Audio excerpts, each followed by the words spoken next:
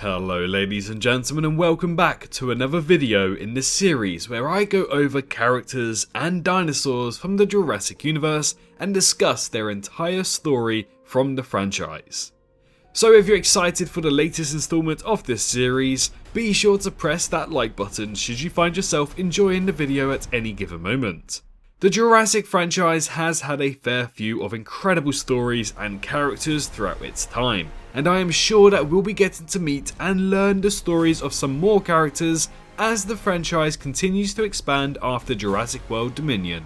But we've also had our fair few of standout dinosaurs from this franchise as well, some of which I've already covered in my previous videos, such as Rexy, Blue, or even the Spinosaurus. But something that made the Jurassic World Trilogy what it is today are hybrids. Hybrid dinosaurs have been the face of the World franchise, and that's where we'll begin with our story today. She may not have been the first ever hybrid ever made, but for sure, she's the one that stood out the most. So get ready for the entire story of the Indominus Rex, Jurassic World's hybrid dinosaur.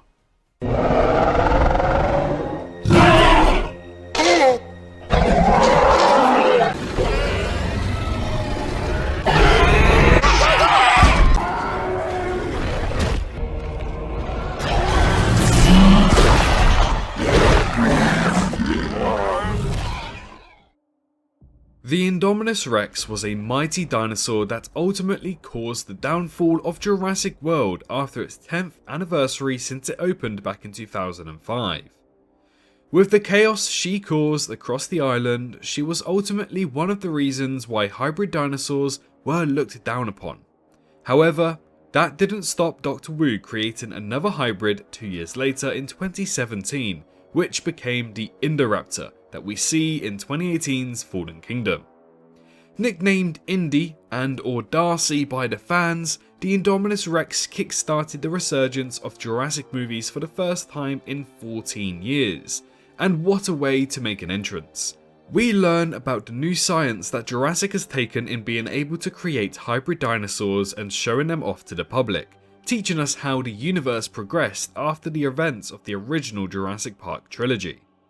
The original trilogy is where the background of the story of the Indominus Rex begins. During the late 1990s and very early 2000s, there were some tests going on by Dr. Wu called the amalgam testing, to which he learns how to put two genomes together. Not quite hybrid dinosaurs, but it's the start of what came to be. Then comes around 2009, where the first kind of successful hybrid dinosaur was made, the Scorpius Rex. But we all know how that story ended. However, soon comes the year of 2011, where our first major journey towards the Indominus Rex begins. In 2011, the first step towards the creation of the Indominus Rex was made. After the downfall of the undisclosed incident of the Scorpius Rex that took place in 2009, it was agreed to be a safer option to not move forward with the hybrid dinosaur program. However, Dr. Wu being Dr. Wu and Jurassic World still in a decline with income and sales, Masrani and the board of directors once again agreed that a new attraction was needed to spark some new interest back into the park. In 2011, it was all signed off and Dr. Wu was given the go-ahead to once again attempt to create a hybrid dinosaur. Over the 2 years since the first incident, Wu had been learning how to perfect it this time around, and went ahead with his new creation that became the Indominus Rex. 2012 was the year in which the Indominus Rex was born after being incubated for many months prior. She was born with a sibling that we can actually see in the opening sequence of Jurassic World. Whilst not hatched, her sibling is there. However, we later learn that once the growth and development of these hybrids begun, Darcy the Indominus Rex actually ate her sister, which was a tame sign of things to come from her.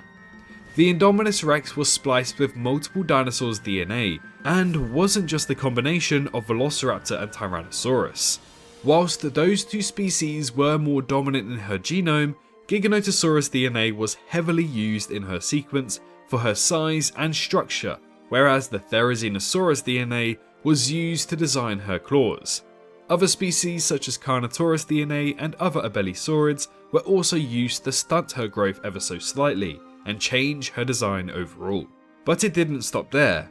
Modern day animals were also used, such as cuttlefish and tree frog.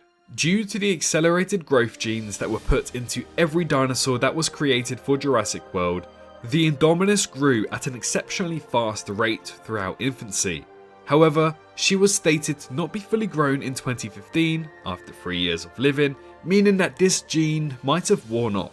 During her infancy stage, she was scarred with memories such as testing and, the one she remembers the most, being implanted with a tracking device. Something again that we later learned that she remembered where they put that tracking device in her. The years of 2013 and 2014, not much is known about the Indominus Rex's status. However, all we know is that she was fed on a daily, lived in her enclosure, and didn't really do all that much. I presume that she was kept under the watchful eye of scientists and military personnel as she grew larger and larger. It wasn't until she turned 3 years old in 2015 where things started to take a real turn to excitement. 2015 was the year Jurassic World celebrated its 10th anniversary since it opened back in 2005. The park was running smoothly, new attractions were being added year by year, and they even saw an all-time high of guests. It was a pretty smooth running year for Jurassic World. That's until we get to December 21st, 2015, the day that changed everything, not just for Jurassic World, but for the entire planet in this universe. It started out as a normal day for Jurassic World. The guests were enjoying their time, the new Camp Cretaceous attraction was up and running, and it was all running smoothly. And even the investors at Verizon Wireless arrived to check out their new dinosaur that they're sponsoring, the Indominus Rex. So, the park was running as normal throughout this whole time, up until Owen and Claire go to inspect the paddock for weaknesses. Once the Indominus Rex tricks them with turning off her infrared radiation to become undetectable by cameras, Claire Deering decides to do something very silly and jump in her car before making a call to ask where the Indominus Rex is. This allowed Owen and the other 2 park workers to enter the exhibit and inspect what happened, not knowing that this is what the Indominus Rex's plan was all along. And the rest was history. The Indominus Rex escaped and rained havoc across the island. Within the first 5 minutes of breaking out, it had killed 2 of the workers that Owen Grady was with. It attempts to sniff out Owen before running away back into the jungle of Isla Nublar. The Indominus continues her journey across the island to learn where she fits in the food chain. On her rampage, she encountered multiple Apatosauruses where she killed them off for simply sport. And then we lead into the Jurassic World incident of 2015. Not only this, but also the events of Jurassic World Camp Cretaceous Season 1 told the story of the Indominus Rex. The Indominus, after killing multiple Apatosauruses, snuck up behind 2 workers who were trying to warn the campers about the incident. This ultimately led to their death as they were both eaten by the Indominus Rex. The Indominus continued to cause havoc for the campers, knocking down the zipline tower that they were using as refuge. Luckily for them, however, the Indominus decided not to chase them down. Her escape was not reported to Jurassic World visitors because Simon Masrani thought that the ACU would capture her by following her tracker implant. After she detected the thermal radiation and thermal signatures from the visitors on Main Street, she managed to claw out her tracker along with some flesh still attached to it, and ambushed the team as soon as they arrived, killing most of the ACU team, which ultimately convinced everyone that the park needed to be evacuated. Masrani, however, didn't want to close the park just yet, and told the control room to close everything north of the island, which allowed more bodies to come together, generating higher thermal signatures, allowing for the Indominus Rex to know where to go. She continued about her day, hunting down dinosaurs such as Ankylosaurus, and also humans such as Zack and Gray. But before all of this, she had another run-in with the campers from Camp Cretaceous. Whilst the campers tried to ask for help and get an idea of where to go, Eddie, a scientist working with Dr. Wu, stole the van that the campers arrived in. However, this ultimately led to his death as the Indominus Rex knocked over that van and begun to eat Eddie whole, on his birthday nonetheless. Soon after, the Indominus Rex tracked down the campers to some sort of shipping yard, where yet again the campers thankfully made it out alive. When the campers did get away, it is unknown what happened to the Indominus. However, we do know that shortly after this, she went to go on to kill an Ankylosaurus and almost eat Zack and Gray. They soon escaped, where she then later tracked down Owen and Claire. The two brothers were able to escape the clutches of the Indominus Rex. However, not long after this, she later tracked down Owen and Claire, broke into the old school Jurassic Park visitor centre, and then caught sight of Masrani's helicopter. She began chasing it, or potentially fleeing from it, where she almost trampled the campers whilst in pursuit of the helicopter. Masrani and the two ACU personnel began firing at the Indominus Rex from the helicopter. This is seen from two perspectives, in the Jurassic World movie and also Camp Cretaceous Season 1.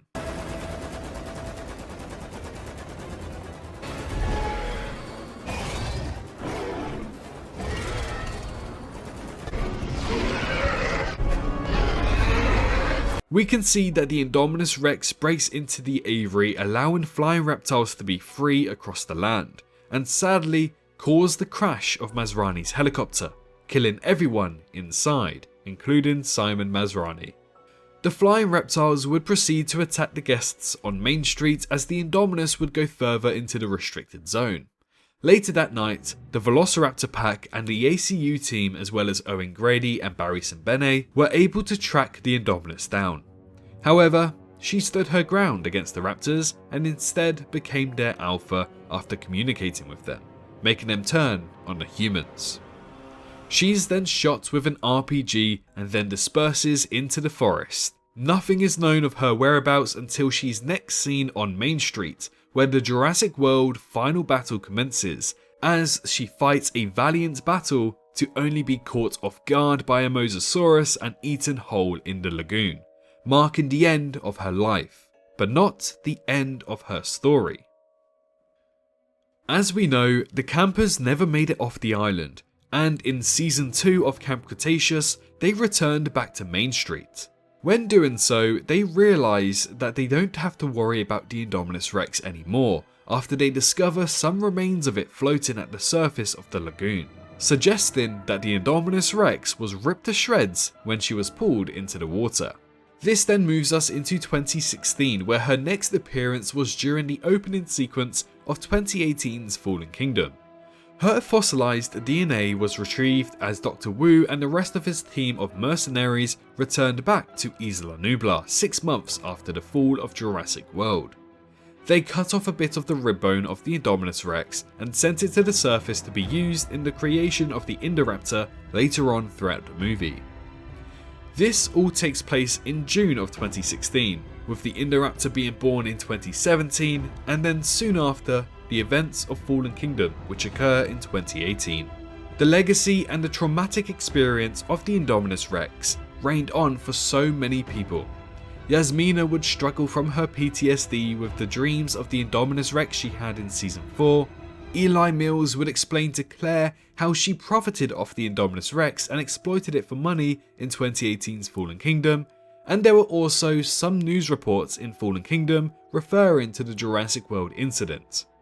But 2022 brought us possibly our last mention about the story of the Indominus. So Jonas Santos mentions how the scientists were busy trying to breed loyalty and trust into hybrids instead of nurturing it like she did with the Atrociraptors. Whilst she is clearly on about the Indoraptor here, it's clear that she said hybrids as plural, suggesting that word got out about the Indominus Rex and how it would have been used for more as InGen wanted to try and control the dinosaur.